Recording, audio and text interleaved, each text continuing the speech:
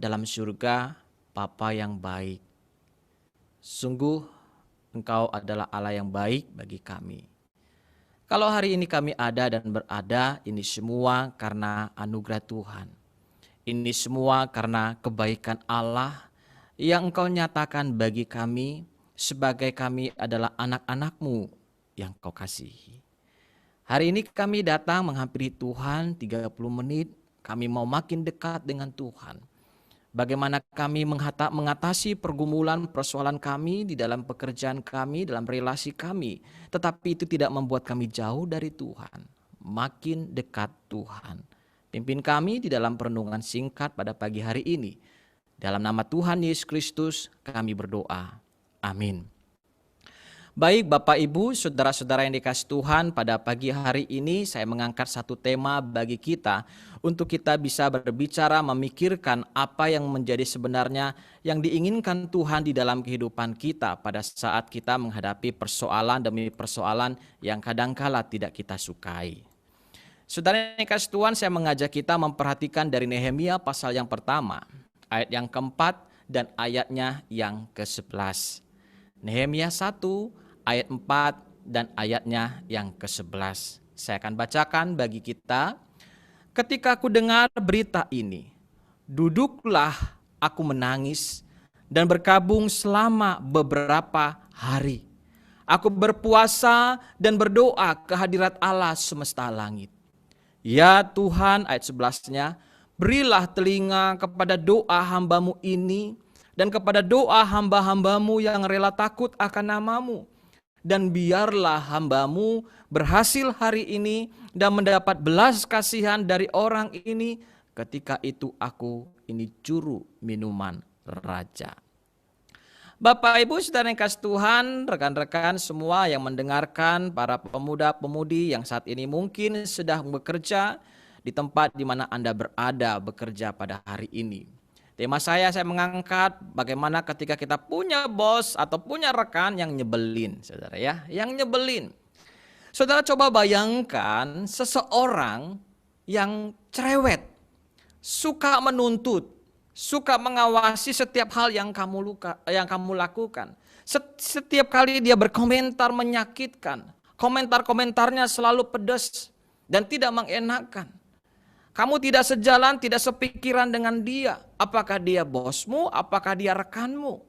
Nah, kira-kira Bapak Ibu, rekan-rekan semuanya, kalau Anda menghadapi orang yang sedemikian, apa dampaknya dari bekerja sama dengan orang yang nyebelin seperti ini? Barangkali kita berkata, aduh nyebelin banget sih nih orang. Kenapa ada di sebelah saya? Kenapa ada dalam lingkungan kerja saya? Kenapa saya berhadapan dengan orang sedemikian? Barangkali kita pun mengalami mood yang turun seharian ketika berhadapan dengan orang ini hari lepas hari. Nah, pernah nggak saudara menghadapi orang yang nyebelin? Ya, nyebelin banget begitu. Anda pingin sekali bahwa hidup Anda menjadi produktif, tetapi akhirnya kehidupan saudara, pikiran saudara, perasaan saudara sepertinya jadi tak karuan. Setiap kali ketemu dengan orang yang nyebelin ini, kita mengalami rasa takut yang luar biasa. Bahkan rasanya sepertinya jantung itu berdegup tidak beraturan. Nah Bapak Ibu, di dalam Alkitab ada seorang bernama Nehemia. Nehemia adalah seorang pejabat istana Persia yang mengurus minuman raja. Ia seorang Yahudi, namun dia tinggal di Persia. Satu kali dia dikunjungi oleh seorang bernama Hanani, yaitu saudaranya, dan beberapa orang dari Yehuda. Dan kesempatan itu Nehemia bertanya kepada mereka, "Hei, bagaimana keadaan orang-orang Yahudi di Yerusalem setelah mereka kembali dari pembuangan di Babel?" Hanani dan teman-temannya itu bercerita kepada dia bahwa orang-orang Yahudi di Yerusalem hidupnya susah.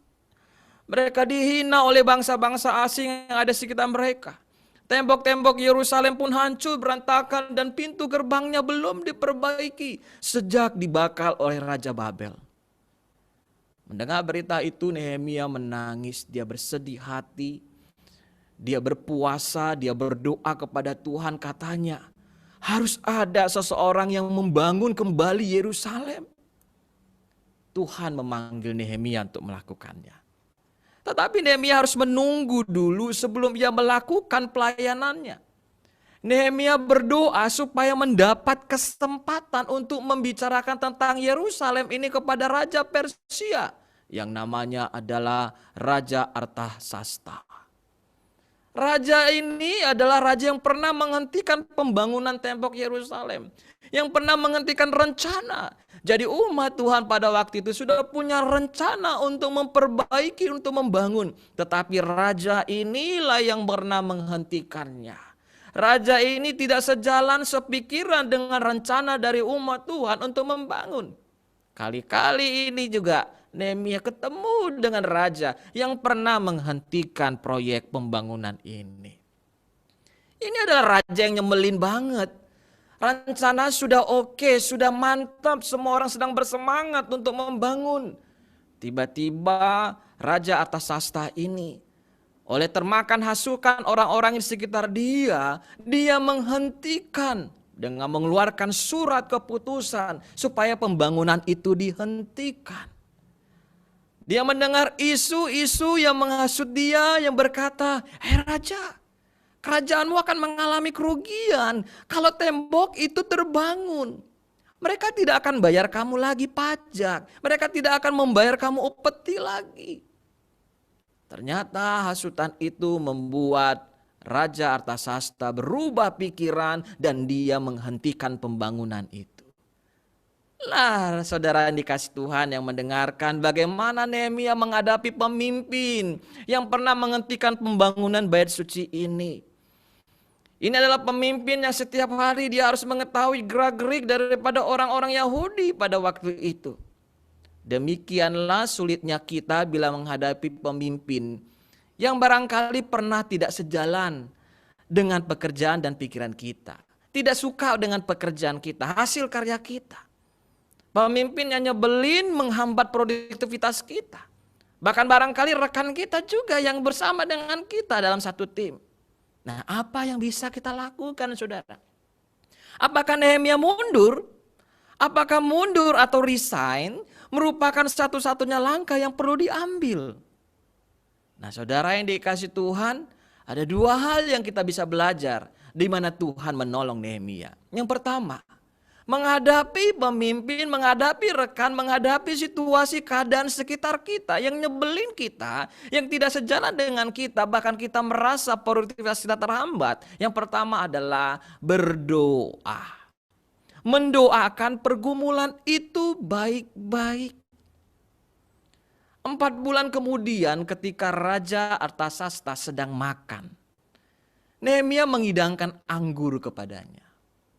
Pada waktu Nehemia melayani raja, dia tidak bisa menyembunyikan kesedihan hatinya. Dan raja bertanya kepadanya, "Mengapa kau kelihatan sedih padahal kamu tidak sakit, Nehemia? Adakah sesuatu yang kau risaukan?" Nehemia terkejut ditanya begitu. Lalu dia menjawab, "Hiduplah raja untuk selamanya. Tapi hamba sedih. Karena kota tempat kuburan nenek moyang hamba sekarang tinggal puing-puing belaka dan pintu gerbangnya hancur dimakan api." Raja bertanya kepada dia, "Jadi apa yang kau inginkan?"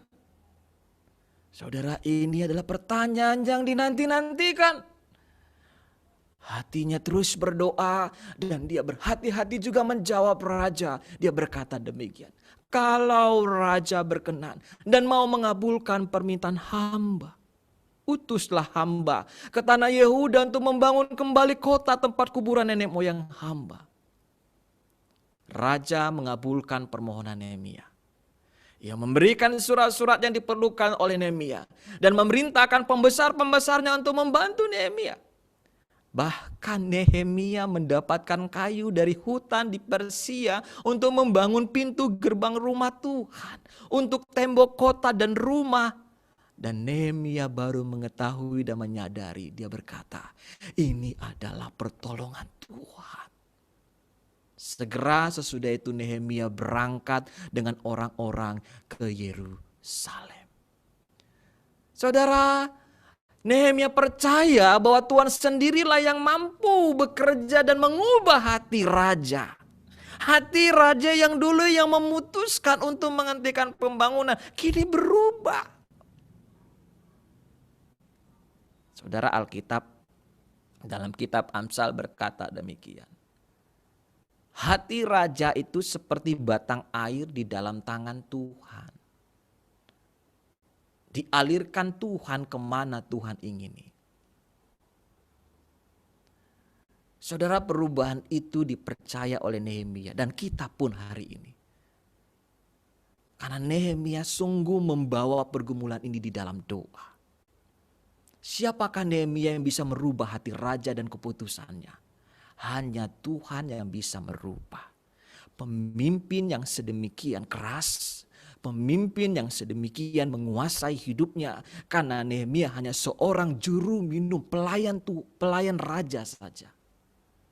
Dari sini Bapak Ibu Saudara yang dikasihi Tuhan, siapapun yang sedang mengalami pergumulan dengan seseorang yang nyembelin engkau, tapi engkau tidak punya kuasa, justru dia lebih berkuasa daripada dirimu atas pekerjaan itu. Berdoalah.